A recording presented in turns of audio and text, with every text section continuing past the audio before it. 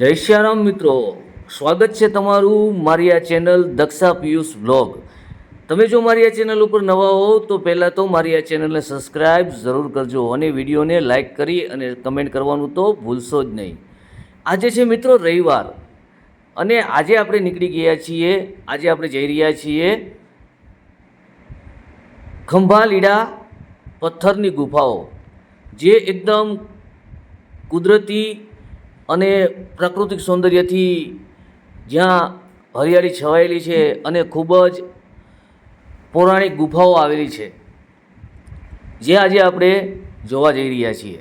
તો વિડીયોમાં અંત સુધી જોડાયેલા રહેજો અને વિડીયો ગમે તો વિડીયોને એક લાઇક, કમેન્ટ અને વિડીયોને શેર જરૂર કરશો.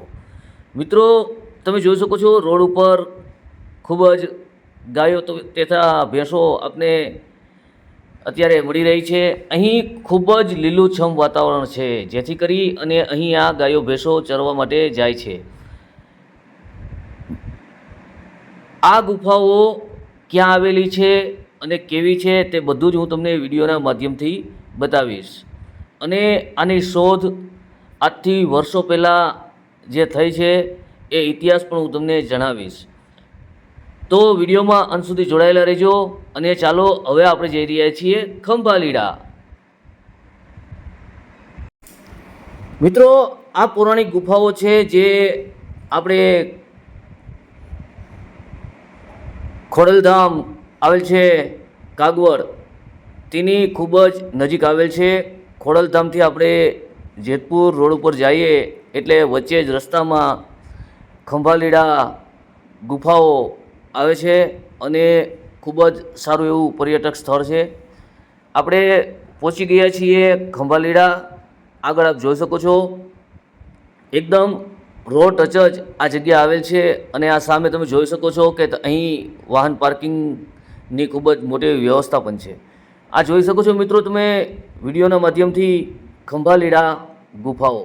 અહીંનો ઇતિહાસ, પથ્થરની ગુફાઓ ખંભાલીડા તમે જોઈ શકો છો, જે સન 1958-1959ની અંદર આ ગુફાઓનું શોધ થયેલી છે, જે શોધ પીપી પંડ્યાએ કરી અને ગુજરાત સરકારને આની જાણ કરેલ છે. મિત્રો, એકદમ પથ્થરોને કટિંગ કરી અને આ ગુફાઓ બનાવવામાં આવેલી છે. અત્યારે તો આ રિનોવેશન બાદ અહીં કોઈ હાલી શકતા ના હોય એવા વ્યક્તિઓ માટે પણ આ રસ્તો બનાવેલો છે કે અહીં ઉતરી શકે અને બાજુમાં જ પગથિયા પણ છે.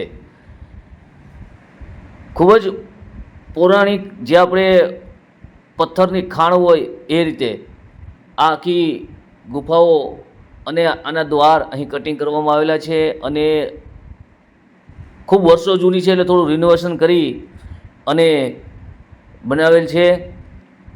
અહીં અંદર એક સુંદર એવી વ્યવસ્થા છે કે જ્યાં પક્ષીઓ તેમજ આવા નાના જીવજંતુઓ જે ચણ ખાઈ શકે તે માટે પણ વ્યવસ્થા કરેલ છે. અને ખૂબ જ એક સુંદર એવું પાણીનું ઝરણું, એકદમ શુદ્ધ અને ચોખ્ખું પાણીનું ઝરણું આ અંદર વહી રહ્યું છે. મિત્રો, વિડીયો તમને કેવો લાગ્યો તે કમેન્ટ કરી અને જરૂરથી જણાવશો. આવી જ અલૌકિક અને પ્રાકૃતિક અને જે આપણી ઐતિહાસિક જગ્યાઓ છે તે આવનારા બ્લોગની અંદર તમને જોવા મળશે. મિત્રો, વિડીયોને લાઇક, કમેન્ટ અને સબસ્ક્રાઈબ કરવાનું ભૂલશો નહીં. આવજો. જય શ્રી રામ.